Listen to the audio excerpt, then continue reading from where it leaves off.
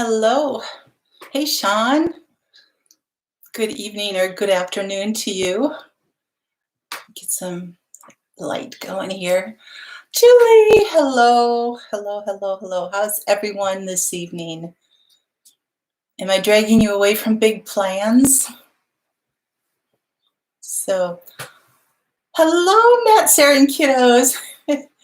I had a great weekend. It was quiet, kind of, but it was still good. It was good. How was your weekend? Did you do something with the family, or did you venture out at all? Yes, and Shauna made you blue, if you're okay with that. Unless you're not comfortable with that, because you're always here and you do a great job. So you work today and working. Oh, okay. Yeah, it's Monday, so you didn't even get the day off today. Huh. Hey, Rebecca. Hello to you. You're welcome. Oh, you guys, thank you so much for being here. So much. Megan, hello, hello, hello, hello. I gave my daughter some of the vitamin C things, the pill. They call them pills, but it's like, to me, they're not a pill. They're just like the vitamin C things. I had to come up with a name for them, I guess. But I gave some to her. She tried one, and she was great with it. And she's really, really excited about being able to have some vitamin C. So I don't know if you've tried them yet or not, but you went to the family cabin. Oh, that's so good. Chews. There you go. Vitamin C chews. I like that. I have to write it down, otherwise I will forget. Vitamin C chews. There you go. But I think what I'm going to do is going to make one. I just gave her like 7 or 8 just to try and see if she liked them or not. So I think I'm going to make a full batch for her, and then just give her some of the ingredients that she can make all her own. That she could at least get started on. So I think that'll be good. So Matt and Sarah, was that a family cabin that's kind of up a little bit north of me that you had mentioned, kind of in that area? That'd be great. Look at you, Sean, just getting right in there. That's great, because I think Grandma Karen is, she's not on tonight because of the family. So, Sean, I'll let you and Julie duke it out on putting links up. So, no link there. Oh, okay. Okay. You want to do a version with your normal stuff? Okay. Okay. Well, that would be interesting. You have to let me know how that goes.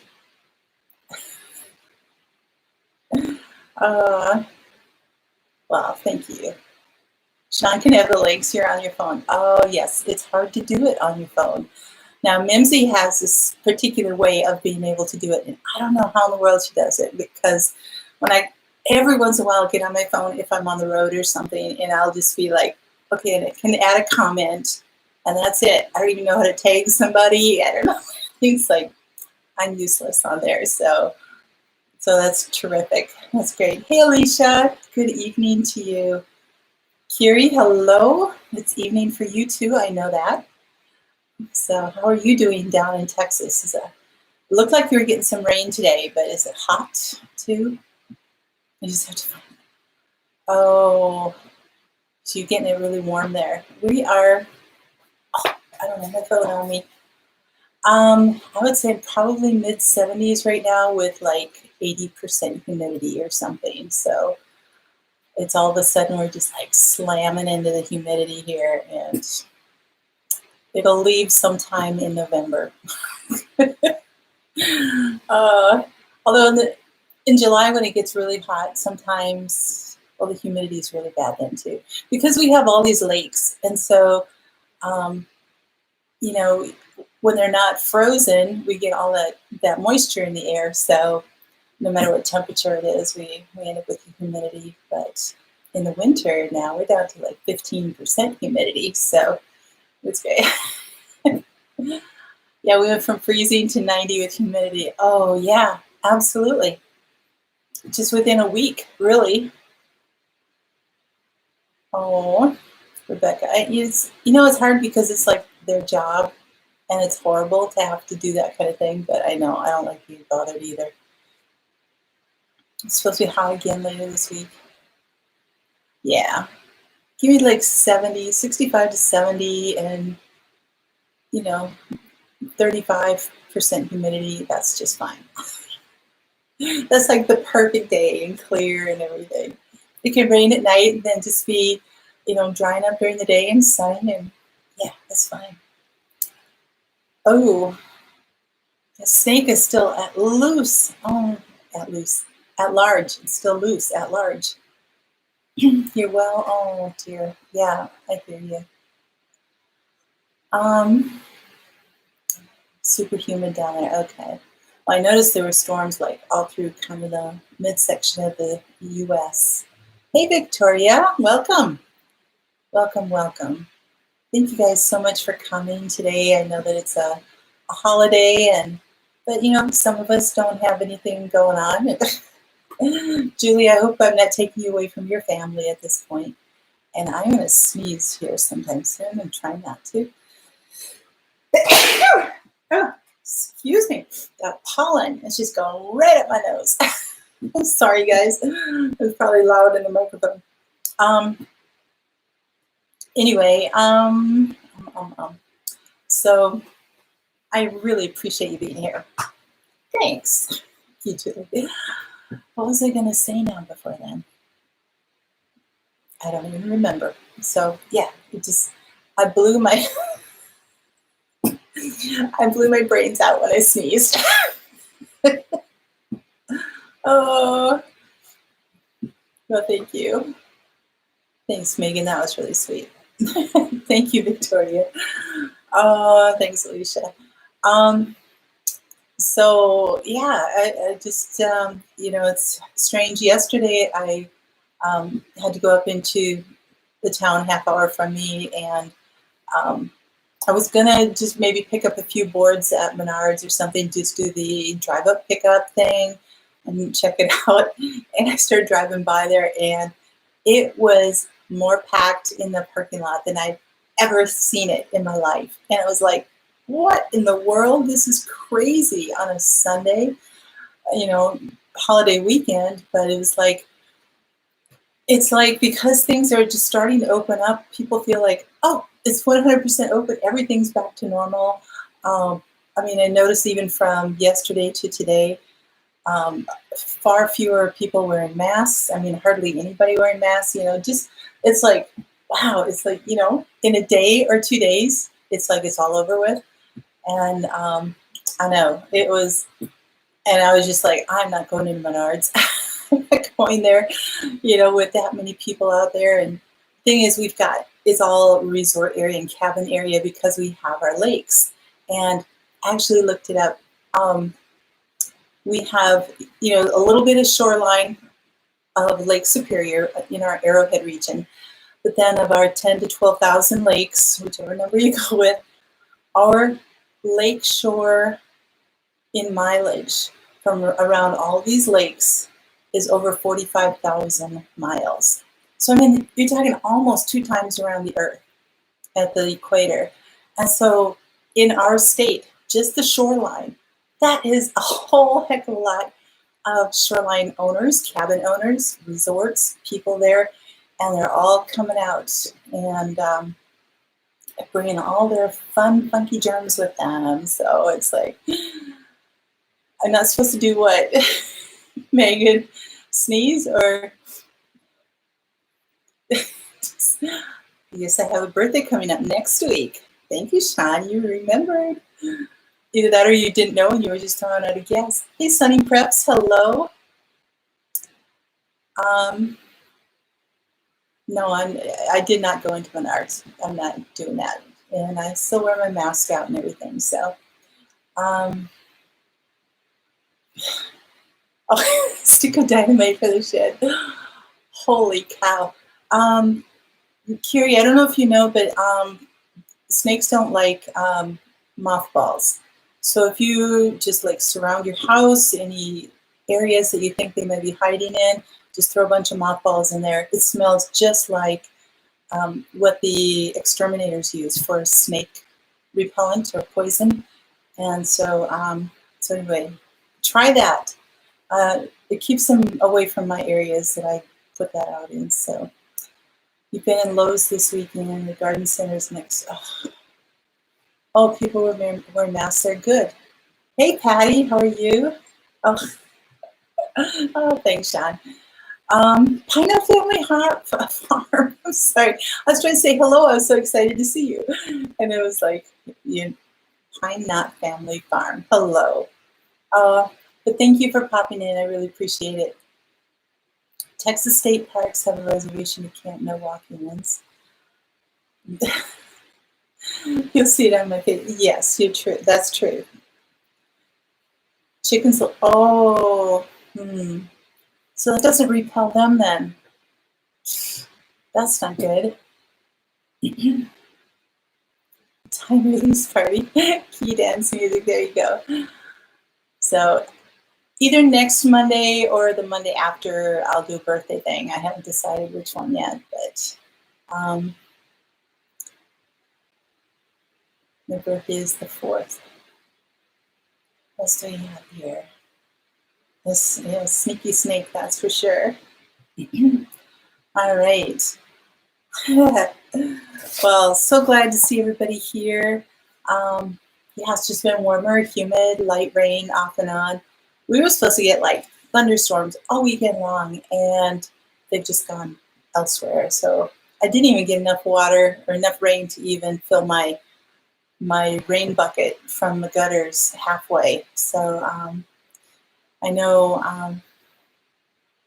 it was 180 degrees from average. She said they got about a half hour of a really solid downpour, so that was good. So Matt and Sarah, did you get some good rain this weekend? That would be nice. Oh, Sean, you're getting creative. Thank you. Your garden was watered by rain. Oh, that's the best. That really is. Well, my plants are coming along. There's like tomato, so they're growing. And I got my 3 brand new beds, and the 1x8s. Those are all planted. And so here's my garden plan. So these are all planted. These 2 beds are all ready to go. They're all amended. This one I have to rebuild. This one I have to rebuild. This one's strawberries and coming up great, and this one I have to amend. These 2 are almost ready to go. So I'm getting there. And then the comfrey's coming up great, and then these are for the herbs, and I just have to transplant into there. Otherwise, I'm almost ready to go. Got the majority of the work done, I think. Well, for planting. Building the beds is going to be a bit of work, but kind of an old hand at that at this point. So that's where I was kind of looking at Menards, and I was like, oh, I'll go by and get some wood. It's like, nope. You can order it online and then go through the lumber yard pickup and just have them load into my cart and get out of there. So that's what's going to happen there.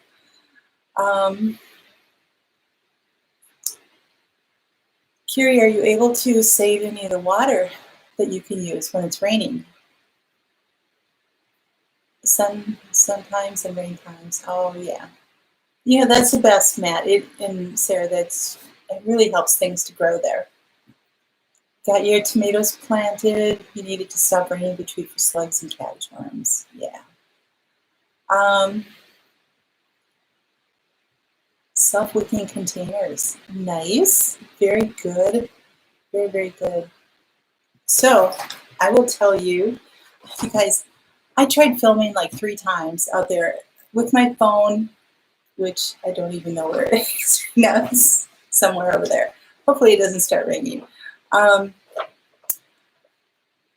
tried filming what I was doing and everything else, like I said, about 3 times, and thought I had some really, well, the first time I forgot to hit play on my phone. So, record, I should say. I forgot to hit the record. I thought it was recording, and I went through my whole garden.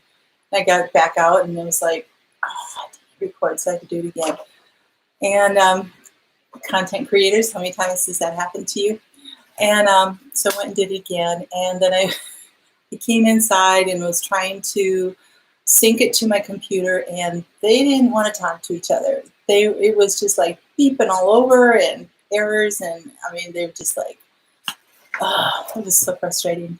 So, because I really wanted to give you something to show how things are going. But hey, Simply Southern Roots, hello, thanks for being here. Hi, Dave, hello to you. You raise your hands. Do you have a question, Patty? Push the reset button and works well for a while. Something is failing. Oh, are you guys having trouble? Your fabric store opens tomorrow. Ooh, that'll be good. Oh, Kiri, I'm glad your neighbors are helping. That's great. That's awesome. So glad for you. I know, Megan. It's just like, even after doing it for a year and a half, it still is like, well, it's because I don't have my camera, and hopefully I'll be able to get it back by the end of the week. I am really, really missing it. Very much so. I do have my sister's camera, but it's like really, I mean, it's it's also a Canon PowerShot, but it's an older one, so it's like a lot, well, it's heavier, and it's also got a whole lot more gadgets to it, and I'm just afraid to take that outside, you know, with the wind and everything. It's like, well, I get dirt in it, pollen, you know, just like, so because it's not mine, and I know it's an expensive camera, I just like, I kind of feel very uncomfortable taking that outside and just moving it around like I would my other one. But we'll get back on track real soon. It'll be back on track. So the other thing I did was I sent you guys a community notice, and I didn't know if I was asking Heaven's Essentials if she had gotten it, and she hadn't. So did anybody get the notice that I put out on there yesterday asking for your stories? Because I didn't get anything at all. So that's what I was going to do today, was tell your stories. And I was just wondering if you had gotten them.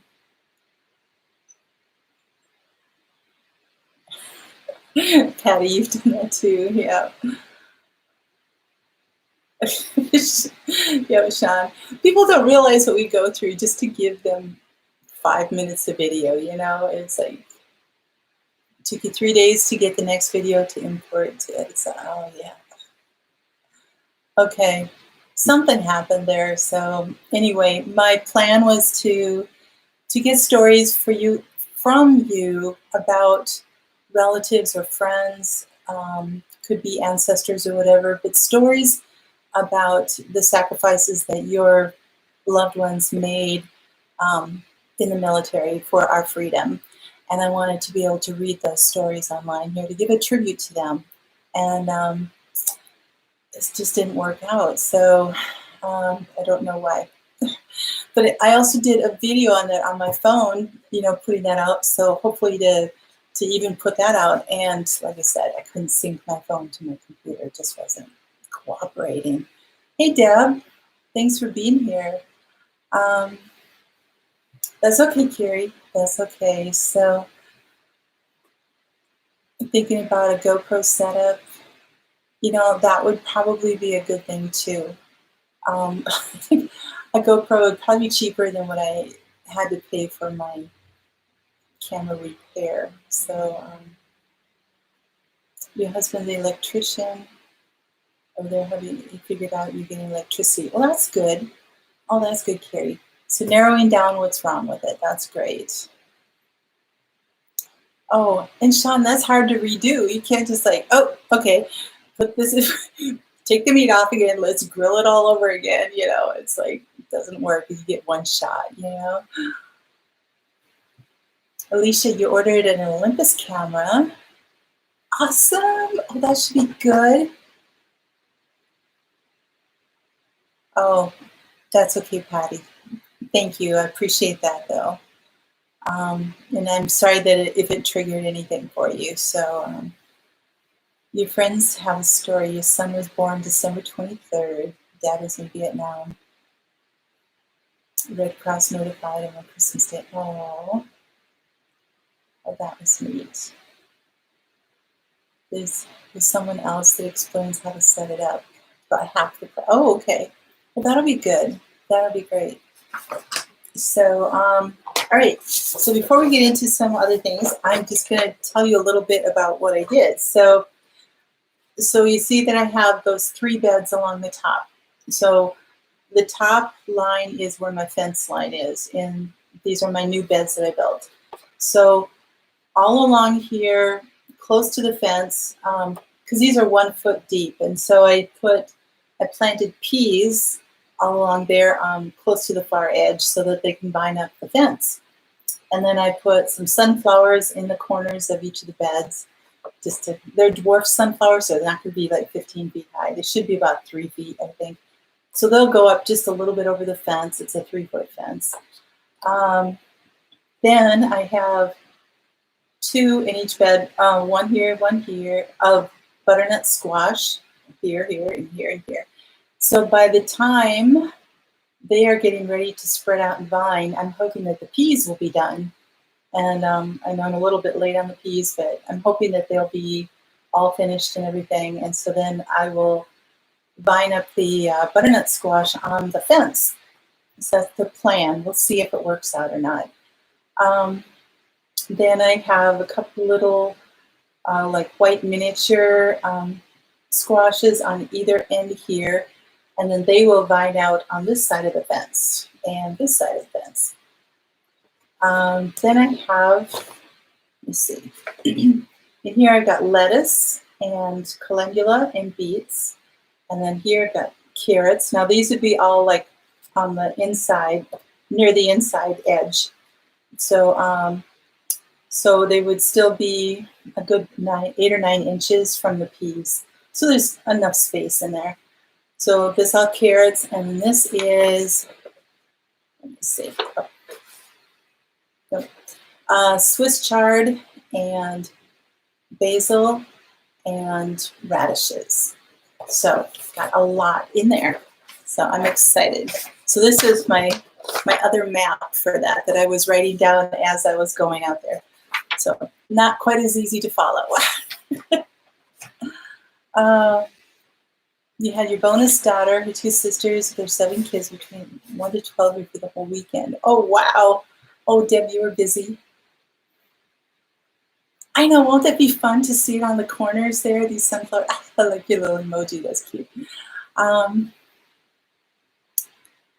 Yeah, that's what I'm hoping for. And then I won some Mexican sunflowers, which are red. They're smaller. They have like a 3-inch petal or something still with seeds in there. We got those from Southern Blessed Homestead. And I won those last week when they were doing their 1K celebration thing.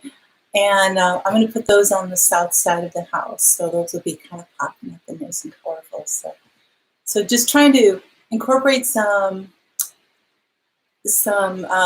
color that is producing things that are functional, that are food or herbs, and trying to incorporate that in with like all the green stuff that is growing tons of food. So your cucumber plant you bought a week ago is growing well. How do you stake it? Or do you stake it at some point?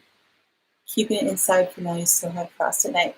Alicia, it depends on what your space is. If you have a lot of ground space where it can just go out and crawl and be on the ground, then just let it do that. If your space is limited, let's say you have only, 2 feet by 2 feet or something, then you would probably want to trellis it. And there are a number of different ways that you can do that. You could do, there's just a ton of different things. Just kind of figure out your space.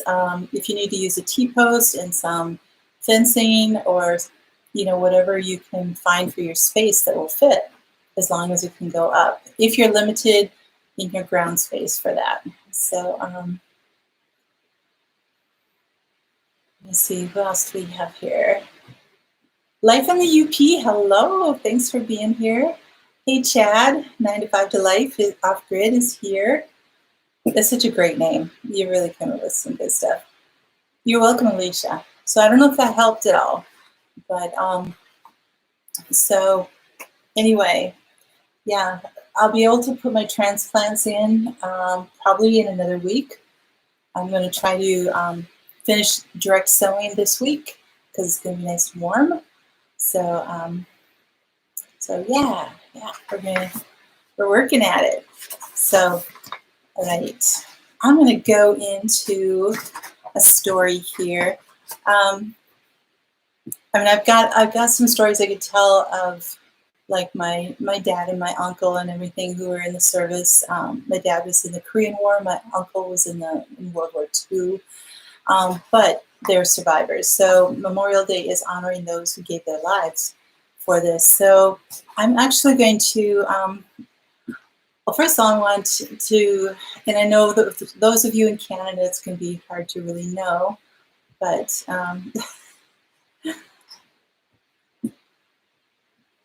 oh, okay. Yes, Life in UP's been here for a little while, so that's so great. I'm so glad you guys have been here.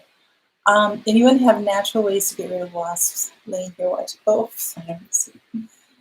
I just use Raid. I just don't have time to mess with it. It's like just, and I spray around the outside of the house. So I'm not really spraying in the house at all, but around the base of the house and keep them out. Can't help you with that one, Megan. I don't know. Sometimes it's just going with the stuff. So let me get a drink of water here before. Okay. Has anybody heard of the Doolittle Raid? Hey, Jake. Hello. Thanks for being here. The Doolittle Raid, or it could also be called the Tokyo Raid, but the Doolittle. So it's not Dr. Doolittle. It was a different Doolittle. So just give me a thumbs up or a wave or something if you know what that is. So, hey, Lears. Hello. Well, I'm glad you know about that. The raid is on the list for tomorrow. Oh, yes. Oh, raid. Not the Doolittle Raid. It's like, oh, you get your own raid going. Okay. You're spraying Raid. Oh, that was quite a segue, wasn't it? I get a raid that's going on there, and now we're talking about the Doolittle Raid. You have Remembrance Day, November. Okay. Oh, from the Iraqi War. Oh, that's tough. Oh, yeah. Yeah. All the stuff that was sprayed.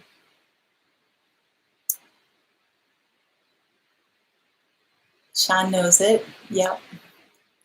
Love Doolittle story. I know, it's so good. So, okay. So we've got a couple of people that know about this, and a lot of you that don't. So, so Chad, you're at your cabin. You have to hike a quarter of a mile out back to get service on a hill. Well, thank you for making that effort. I really appreciate it. That's very nice. It was the raid. Yep, exactly. So the raid.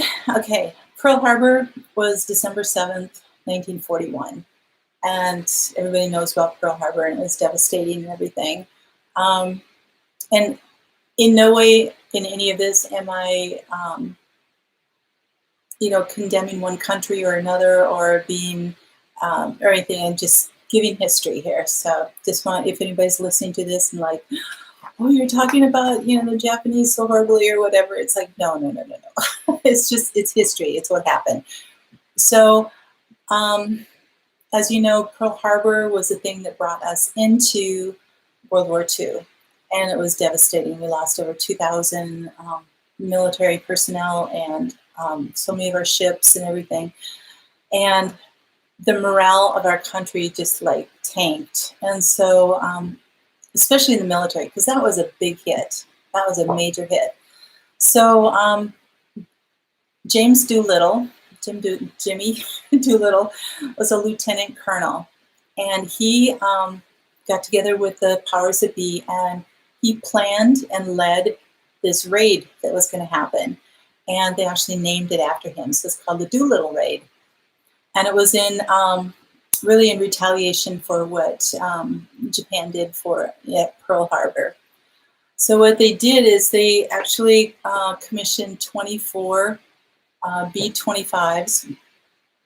B-25B Mitchells were the planes that they had, and they ended up only taking 16 of them because some of them, well, they actually had to refit them because the plan was to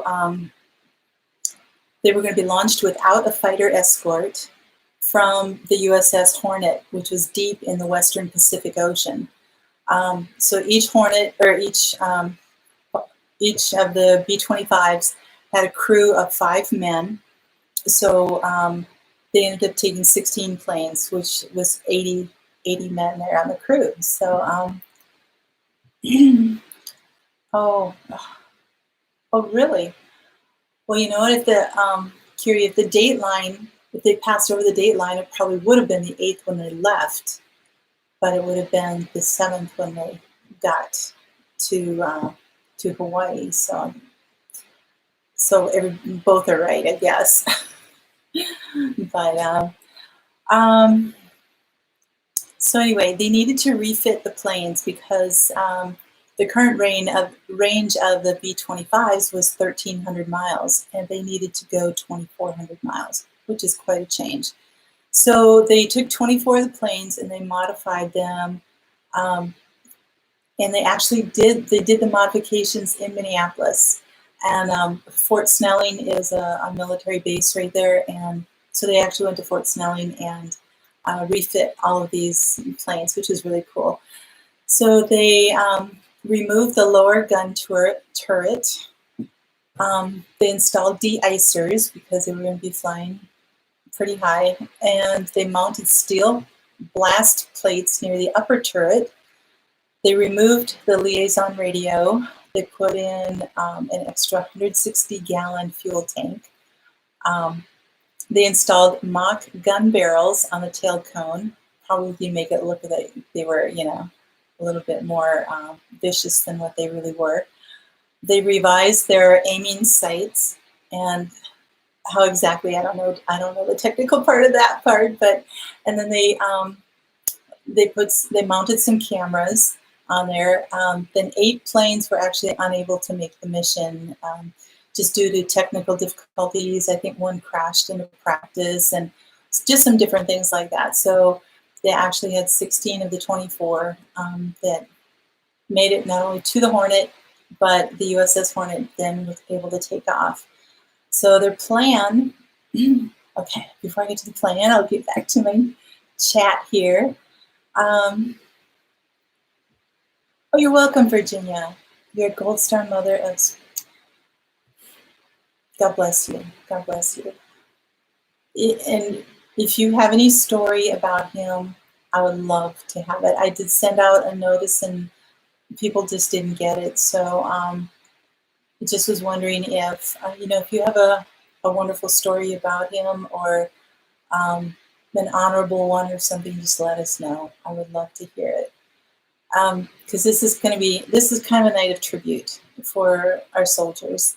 So in the meantime, because I didn't hear anything, I'm just talking about the Doolittle Raid. So, all right. So the plan was to destroy military targets in Japan, and it was going to be Tokyo, Yokohama, Nagoya, and Kobe.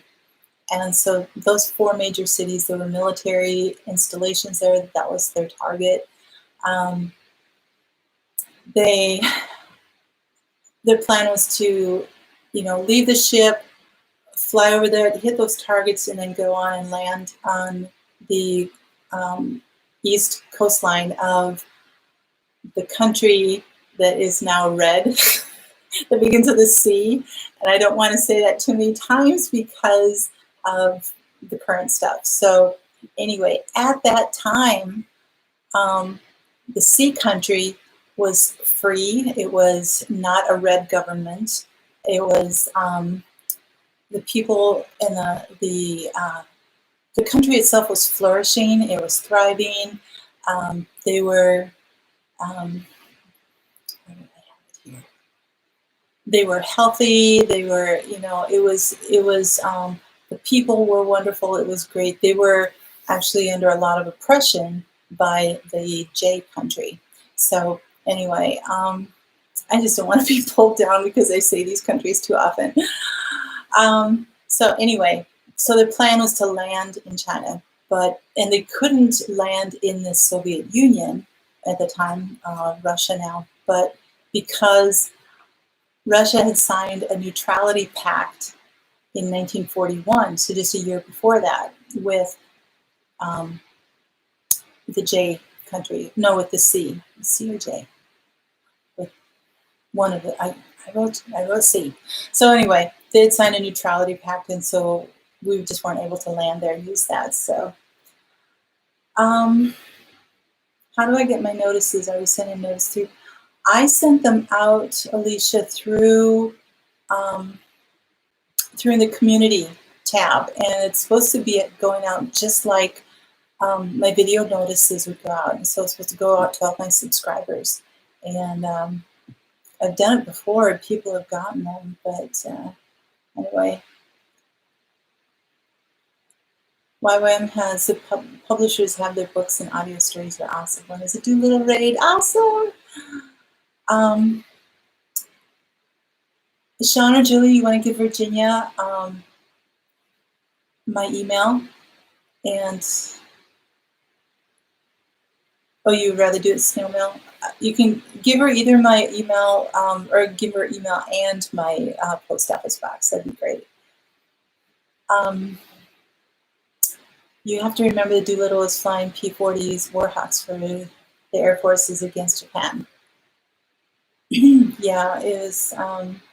Yeah, there's a lot of other things. I'm just kind of focusing on the raid at this time. Yeah, it was before the raid. So, hey, Howie, good afternoon or good evening to you. And good afternoon for you, I'm sure. You have to be subscribed. Yep. Go to the 3 little dots, turn on the notifications. Okay. Scott, hello. Thanks for being here. Really appreciate it. Hey, Elf Lord's Journey. Thank you for coming. You know what, Megan? So many of that's happening to people over and over again. And I've gone to people too, and it's like, I thought I was subscribed to you, and it's like totally off. So every once in a while, YouTube will go through and make a sweep of these and just kind of turn everybody off. And so I don't know what happens with that, but yeah, definitely check your notifications, make sure that they're still on, all that kind of stuff. So, all right. So that was the plan, to hit those military targets. So when they were flying over and they were hitting the targets, of course, there's always going to be some human collateral damage. And we ended up, there were 50 people killed, including civilians, and there were 400 that were injured. There was negligible material damage. So Doolittle thought that he had really failed in that mission because he didn't totally annihilate these military installations or something like that. But what it did was it had great psychological impact with that. It was major psychological effects. Not only raised the morale in the US, but in Japan, it raised doubt about the ability of the military leaders to defend the home islands, because we got past it and we made it through there. But what it did is it caused a severe retribution. They ended up pushing forward their plans to take Midway Island, which was a major defeat for them. So we did win, but it was a horrible battle, but we did end up winning that. So, yes, Carrie, it's just crazy. In a little over 100 years, how much things have changed. It is. It's amazing. So, anyway, as the crews were coming in of our 16 planes, one ended up being able to land in Vladivostok, even though they didn't have the okay. That's the direction that he was in, and because they were running out of fuel. And so they actually detained him for like a year and then released him, or that crew. There was 5 of them there. Then there were 3 of the planes that had to ditch in the sea because they were out of fuel. And so they parachuted down and then were able to, some of them made it to the shore, swimming in and stuff. And then 12 of them actually crashed. They had to jettison over land and everything, so they parachuted down. Now, a lot of them had injuries upon landing. I think Doolittle even landed in a pile of manure and stuff like that. So it was kind of, they just landed in everything. But they made it, and they only made it that far with the fuel they had getting to the mainland of that coast because they had a great tailwind. If they had had any type of headwind or not even a tailwind, they would have all been lost in the ocean. So anyway, they sustained injuries. So of the 80 crewmen that were there, 3 of them were killed in action. 8 were captured by Japanese troops. 3 of those 8 were later executed. 1 died in captivity, and 4 of them repatriated, which happens. You can't condemn them at all. It does happen. So at that time, the sea, the Red Country, was, like I said, they were free. They were a non-red government or anything like that. And so they looked upon our soldiers, our American soldiers, as, great comrades and everything else. So they actually helped our soldiers. Their civilians and their soldiers helped ours when they crashed. They helped them with shelter and medical care and everything else.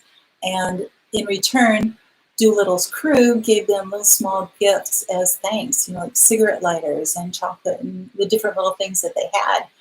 And so these people had that. Well, Japan retaliated with that. They found out that because of some of the things that the civilians had, where Doolittle and his crew had been, they did make it, most of them made it out and everything.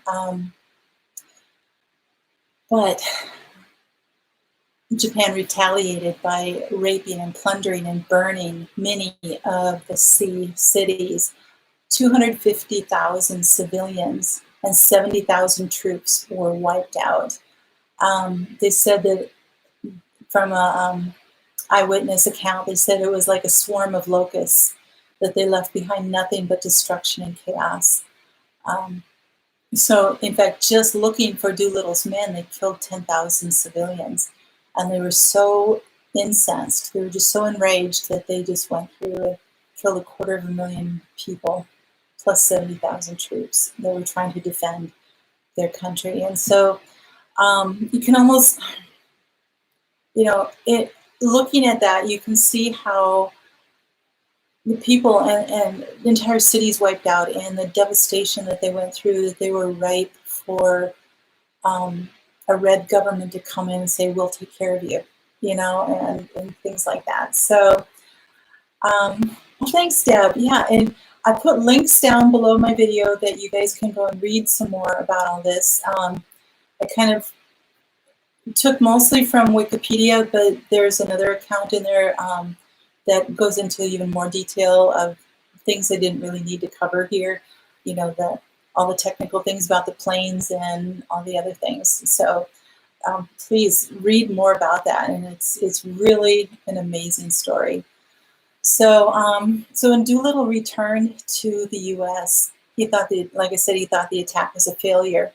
But when he returned, he was promoted to brigadier general, skipped right over, general in that. And that was all strictly due to boosting U.S. morale. And because he's like, I didn't even really destroy anything, nothing happened. We lost men, we lost 16 planes, every single one crashed, and so it's like, he thought he was going to be thrown in the brig. Instead, he's brigadier general. So anyway, All 80 of the crew were awarded the Distinguished Flying Cross. Those killed or wounded received a Purple Heart. Each one was decorated by the Red government, the Sea government. Two of them got a Silver Star for helping fellow wounded evade the Japanese troops while they were in sea. So 12 of the survivors, after that, in subsequent runs that they had to make while they were in the war, 12 of them were killed in action in air crashes within 15 months of that raid, which again was in 1942, April 1942. So every year from that raid, they would have a reunion of the crew members. And the very last one of all the survivors was April 18th, 2013, only 7 years ago. Doolittle himself died in 1993. His co-pilot died in April 2019. He was at the age of 103 years old. So just a year ago. And he was the last one that survived. So it's pretty amazing. Sorry, I'm getting behind on my chat here. Hey, Africa Tiny House, hello, thank you for being here. Yes, you're right, Sean. They unfortunately knew how to be brutal. They really did. Hey, Thrifty VG, thank you so much.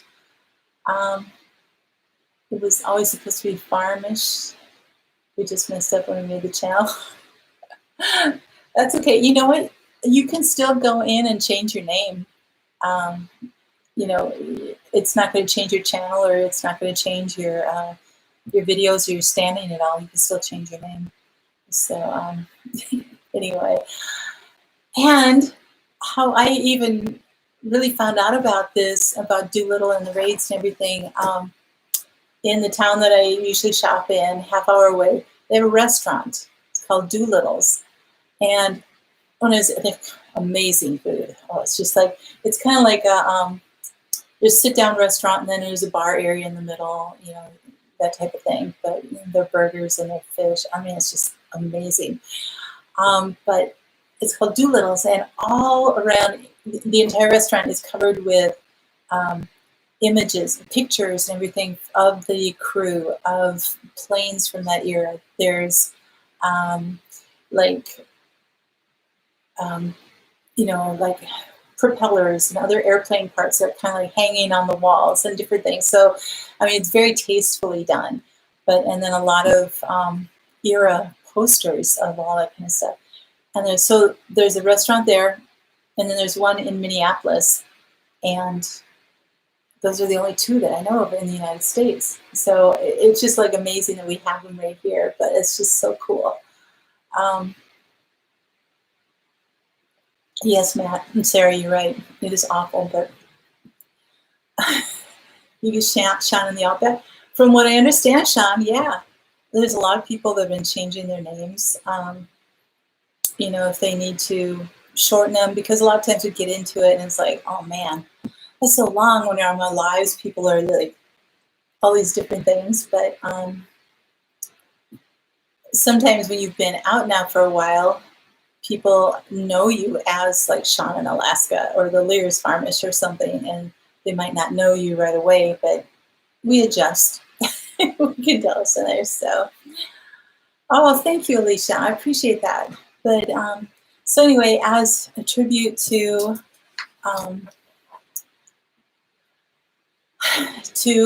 our soldiers and our military, I wanted to share that story because it's not a very well-known one. And hey, Jesus is Lord, thanks for coming. Oh, thanks. Hello to you too. I'm so glad that you can stop. One is in Minneapolis, and the other one's in Alexandria, Minnesota. So there you go, Sean. About your cooking, you can be Mrs. Sean, right? Let's not forget the young man who came home still fighting an unseen enemy. Absolutely.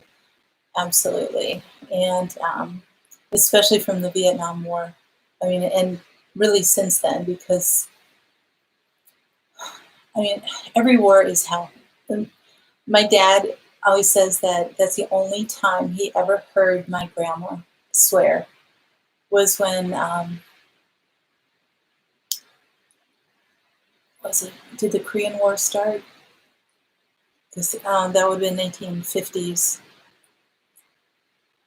It might have been World War II because my dad was born 1930. So, so it could have been World War II that we got into it because he would have been a teenager and it would have been really memorable for him. And he would have been home. But when they found out that we were entering the war, my grandma said, it was just like, oh no, because she had already lived through World War One. And so she said, war is hell. And it's the only time he ever heard her use any word that was even, I mean, the way I'm using it is not a swear word because hell is real, and it's like, it definitely is there. But to him at that point in time, he had never heard or even used that word. So anyway, it's not a good name. So you've been using the screen name for 15 years. You shorten it to G. No, it doesn't work to take it that way. That's true. And Going Green Mom, we know you had that one. So, Sean not out yet. Oh, he's in the Outback today, that's for sure. Or at least you were on your video. Elf Lord will always be the Elf Lord. Yep. You have a very distinctive name, that's for sure. You could be a rock to hide under. Oh. Hey, Connie. Hello. Your father-in-law was shot down 3 times. The last one, he was blown out of the helicopters. Oh, my goodness. Wow. So that would that have been the Korean War then for you, Connie? Yeah. No, I totally understand Jesus is Lord, but if he would have been 11 or 12 when we got into the war, and so he would have remembered hearing my grandma say that. By the time he went into the Korean War, he was already 22 years old, and so it could have been both. It could have been either one. So, Vietnam. Okay. You 65-year-old nerd. That's quite all right, Lears. That's great.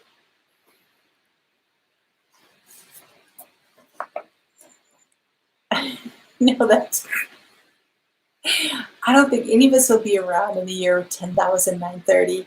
That's funny, Connie. All right. So Memorial Day is actually, I want to distinguish it between Veterans Day. So for all of those who get a little confused and everything, Veterans Day is quite different from Memorial Day. Veterans Day celebrates the service of all U.S. military veterans. So living, dead, whatever, all the veterans. While Memorial Day honors those who have died in military service. So that's kind of the difference in there. But so on Memorial Day always used to be May 30th. So I'm reading from my paper. So May 30th from 1868 was when it started. 1868 was the first holiday for that.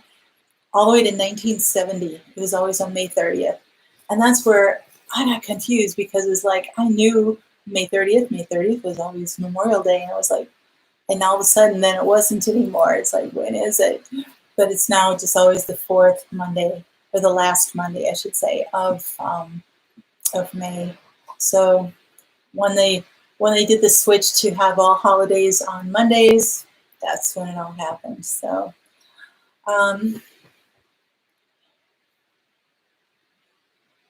your dad was in the Army Corps of Engineers. In World War II, they built bridges over rivers. That's wow. I think of Hogan's Heroes, stuff like that, with all the bridge blowing up that they did and everything. So Armed Forces Days is for those currently serving, exactly. So we have one for those who've died in service, one who are currently serving, and then all veterans, um, living or not. So yeah, and I know that all of us who have military or family members from the military, we just honor them every day. Um, you survived the war. Wow, that's awesome. So why did they make Veterans Day on Monday? That I don't know, Megan. I don't know. I mean, it's always November 14th. No matter what, it's always on the 14th. So yeah, why they didn't put it closer, due to a Monday on that one, I don't know. Probably the same thing with July 4th. Independence Day is July 4th, so maybe they just haven't gotten around to that, or they feel it's more important. I don't know. But your grandpa was in Pearl Harbor as an airplane mechanic. Wow. Was he there when the bombing took place, Scott? Larry's your oldest brother joined the Navy, his second oldest joined the Marines, you the Army. The Salvation Army. That's cute. But wow, military family, thank you so much for all of you guys who have served. I thank you so much. Oh, it's November 11th? I thought it was the 14th. Oh, so sorry. So I thought it was 11/14, but it's 11/11. Okay. See, I learned something every day. Your dad was shot in France. The armistice was signed on the 11th. That's why Veterans Day is. Oh, okay. Okay. Got it. Your grandpa and all his brothers were in Pearl Harbor. Oh my goodness. Connie, wow. Yeah, there's just, and I know there's a number of you here who served, and I really honor that. I come from a very patriotic family, so kind of happens that way when your dad's been in the military. My dad was stateside in the Army. He was a cryptographer, so he couldn't even talk about his position for years and years, just till the last maybe 15, 20 years or something, because so much of what he saw and heard was still top secret and sensitive coming through. So he just chose not to even talk about it.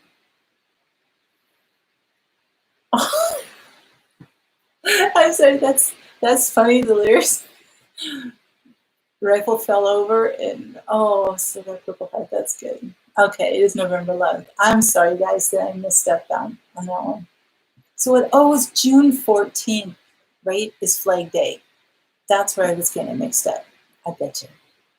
I'm getting my days mixed up. I'm getting old. Too much going on up here. Oh, too much information rattling around. Trying to remember all those dates. Yours knew he would be drafted, so he joined as a scientist, his training, and never left the U.S. We heard him talk about it once. Yeah. Dad lived in Ashland, U.S. growing up. He was a plant manager. Sweet. The truth is far more interesting and wilder than fiction, that's for sure.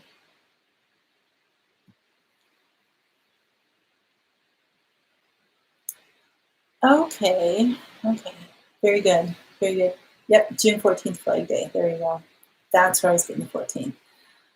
All right. So a few more things here, but before I get off track, I want to thank all my moderators. You guys rock.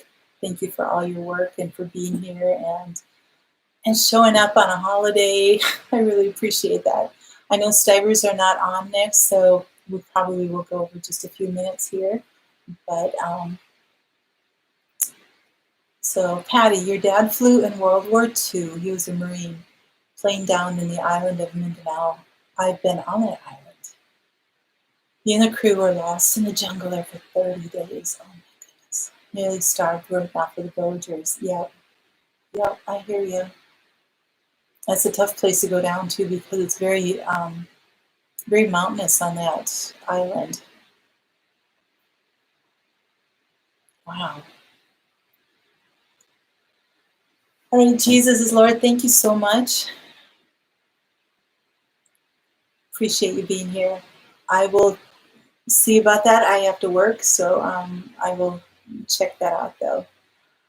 Patty, he was lost in action 30 days, was unable to talk about it until you were in high school. And Time Magazine sent a request for an affidavit. Wow. He refused the guy they were going to interview. Was not. Oh my goodness. Wow. You know, some people will do anything or say anything just to get some notoriety, right? Found the plane when you were in high school. Okay, so that's what probably started that search in that story. Time for your Skywarm net. Take care, folks. Oh, thanks for coming, Lyris. I really appreciate it. Yep, Patty, absolutely. The Philippine people are huge hearts, absolutely.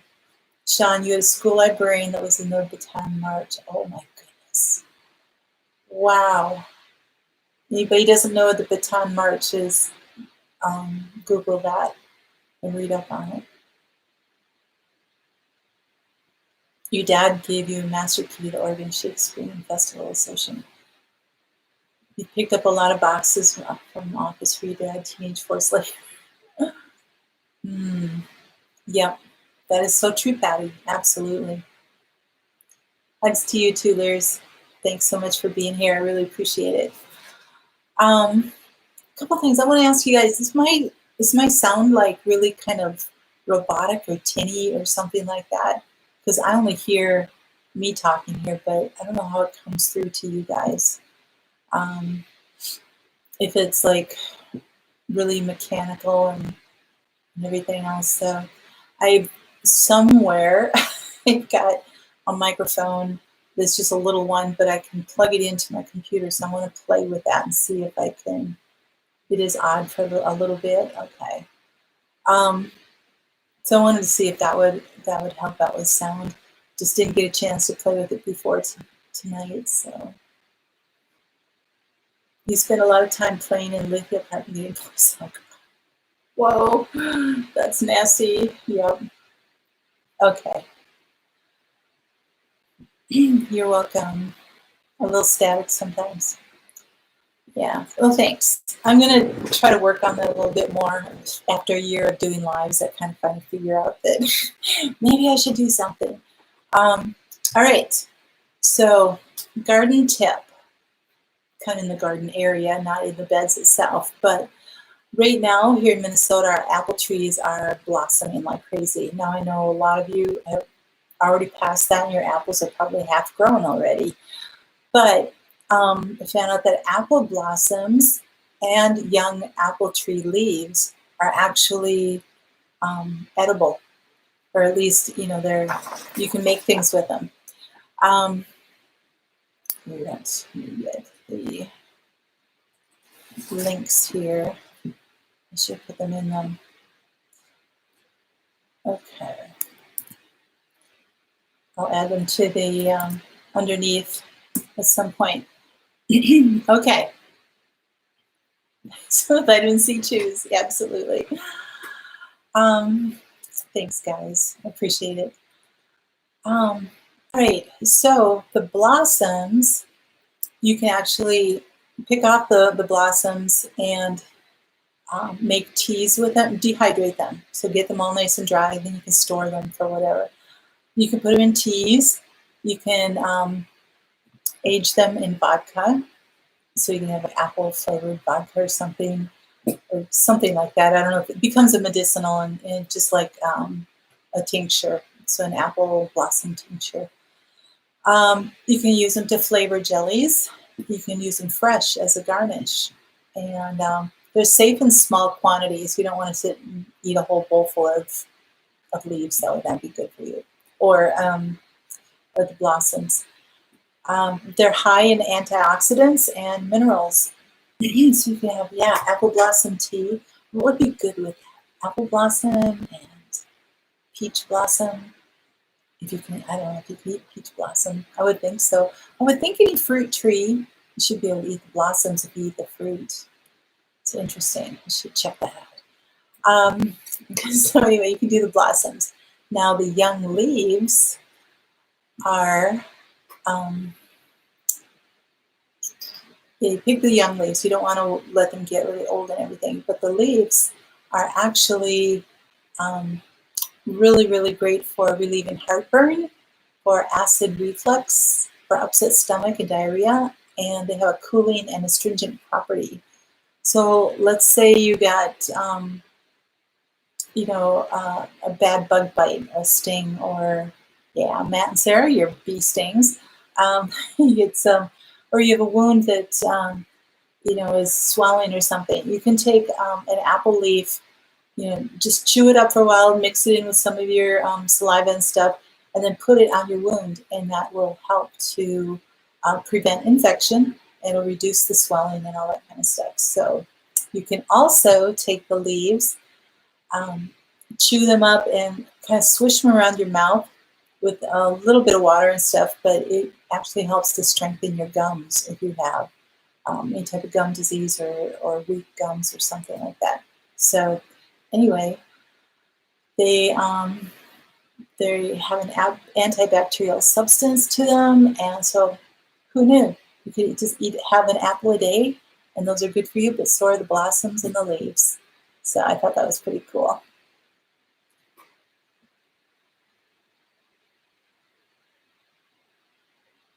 All right.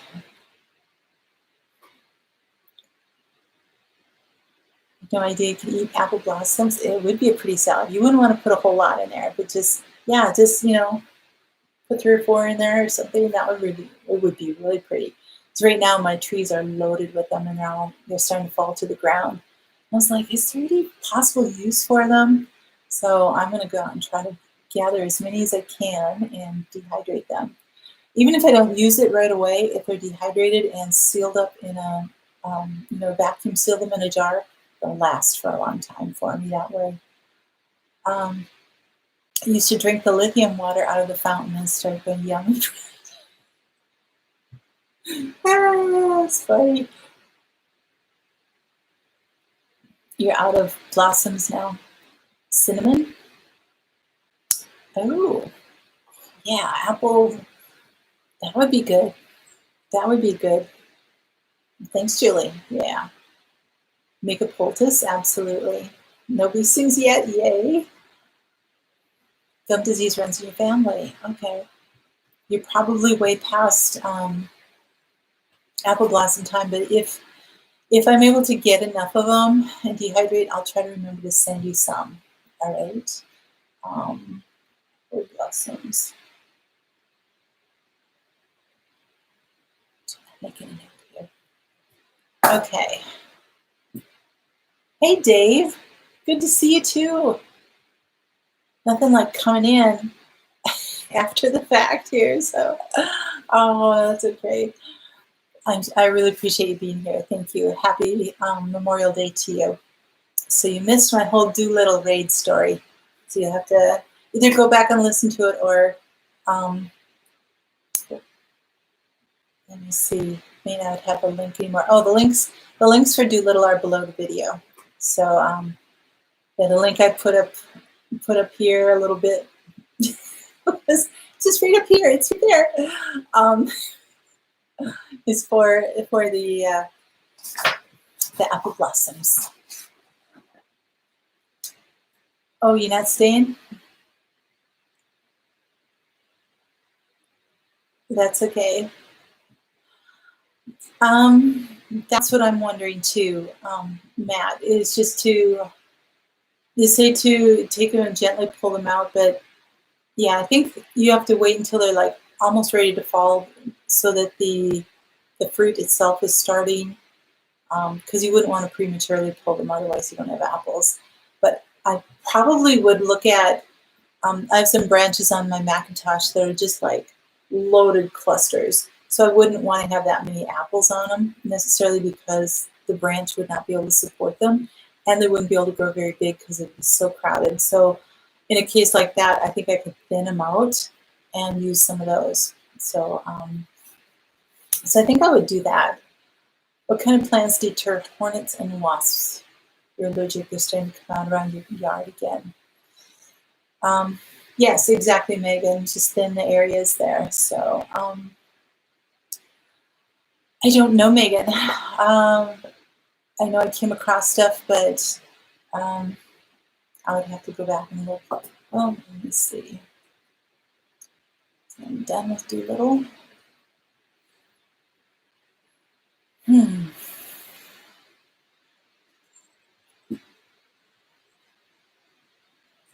Check my stuff here. Garden, yard, wasp. A wasp trap. How's that? Would that be good?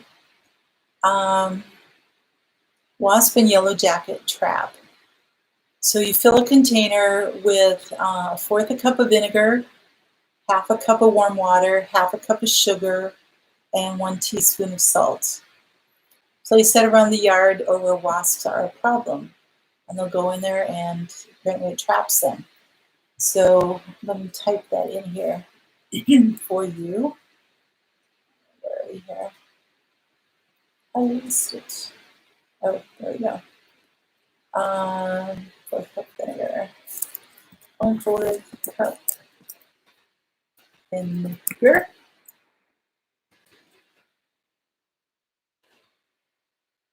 Water. 1/2 a cup of warm water. 1/2 a cup of sugar. And 1 teaspoon of salt.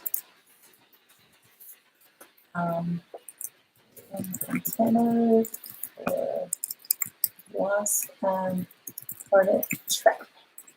There you go.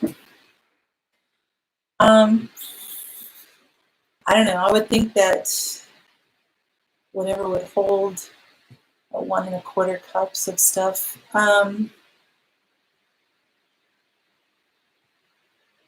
Something that you would normally throw away. You cut off, like the bottom of a milk jug and make it, 2 or 3 inches high or something, and then just put it in there.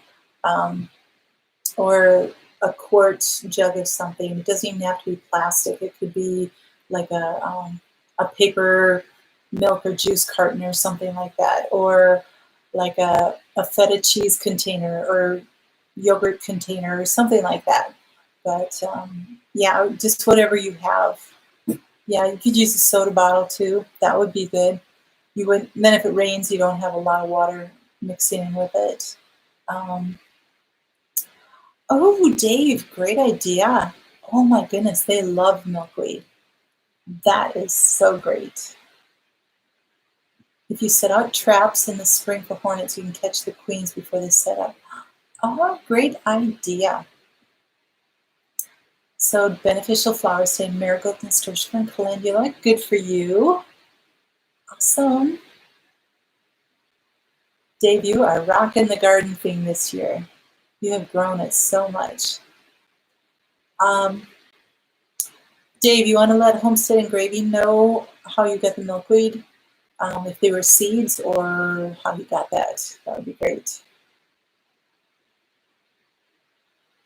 Google says mint, rosemary, geraniums, like you would expect from mosquitoes. I know, it's like, okay, I think mosquitoes end up just liking anything anyway. So there you go, good excuse to buy soda. It's just like beer for slugs, good excuse to buy a bunch of beer. All right, so that was my garden tip. Now, prep tip, I want to tell you on something for the food that you have stored for canned goods. And this would be if you are buying stuff from the store. The one particular one that I want you to be really careful of is pineapple, canned pineapple. Really pay attention to the expiration date on it. And I thought about going into like, well, how do you know what the expiration date is when they have little codes on it? That's going to be so involved. I'm going to do that either in a video or in another live or something, because it's just way too much. Um, oh, Megan, that's to kill the slugs.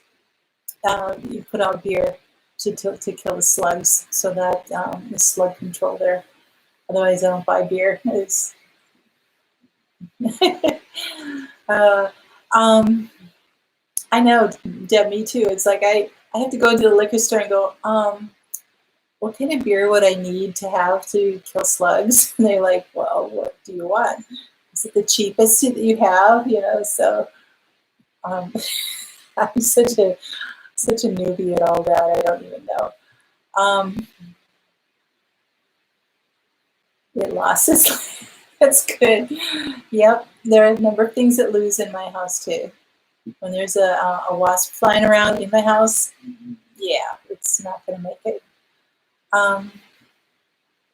Yes, they love the cheap beer. Oh, that's good. Okay, yeah, doing pineapple in your jars is fine. Make sure that you have really good quality lids when you do the canned pineapple.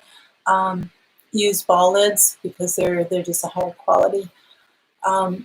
But for any of the commercial tin cans that you buy at the grocery store that are commercially pressure canned, watch the expiration dates on those, because pineapple, by the very nature of the acid in it, it can eat away the can if it's, especially the can isn't made well. Although the can I saw, I think it was a Dole brand, so it was a high quality brand. Anyway, the acid in it will eat away at the seam in it, and the cans explode. So I've never seen that with home canning with the glass jars and everything, but there's just something with the acid in the cans that you get from the store that if you let it go a year or two past expiration, it's going to give you problems. And you don't want to go down into your storage someday and see this mess all over and that it's wrecked a bunch of other stuff. So because I saw the results of one that did explode for an elderly lady who she'd had this can in the back of her cupboard and everything, and went in there one day. We were over at her house for piano lessons for my kids, and all of a sudden we hear this, type of thing. It was like, what is going on? And looked in her cupboard, and it's just mess all over the place. So, yeah. So watch. The key is for all of your foods that you buy and what you home can is just watch your expirations. Don't let them get too old. But pineapple is notorious. So that is my prep tip for tonight. So do that. So with the plastic reusable lids, we better due to the acid. No, because you, Megan, are you talking about the pressure canning lids? Plastic reusable ones? I have not used those, so I can't tell you on that. So yeah, I can pineapple too, and it's fine. No, just getting regular metal ball lids is going to be just fine. You just don't want to let them sit for 4 or 5 years. You just eat them within a year to year and a half.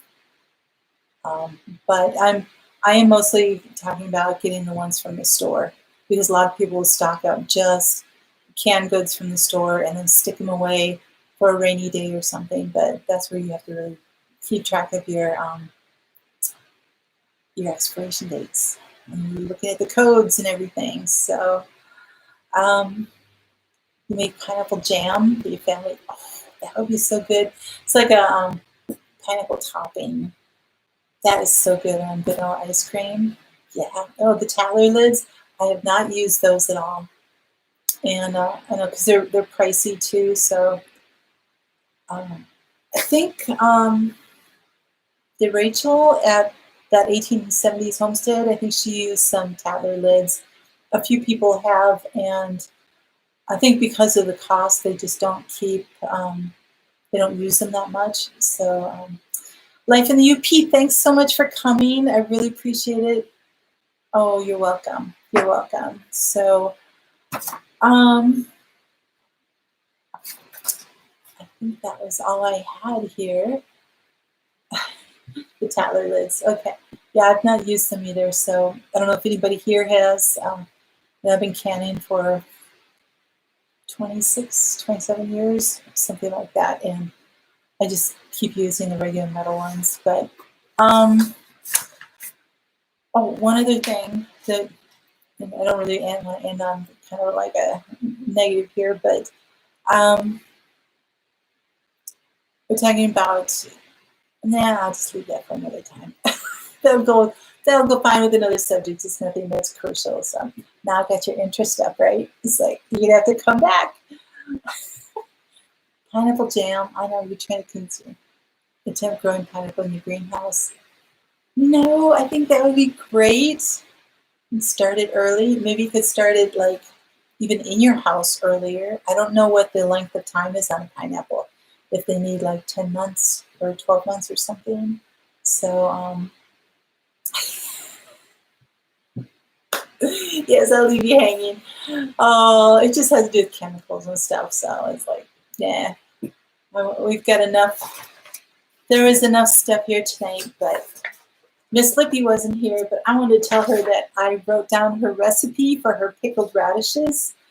If you guys didn't see her video, it looks really, really good. And she said they were just amazing. So I typed it up, and when my radishes come, it's going to be something I'm going to try, as well as roasting them and everything. So, oh, pineapple's a 2-year cycle. Oh, there you go, Matt.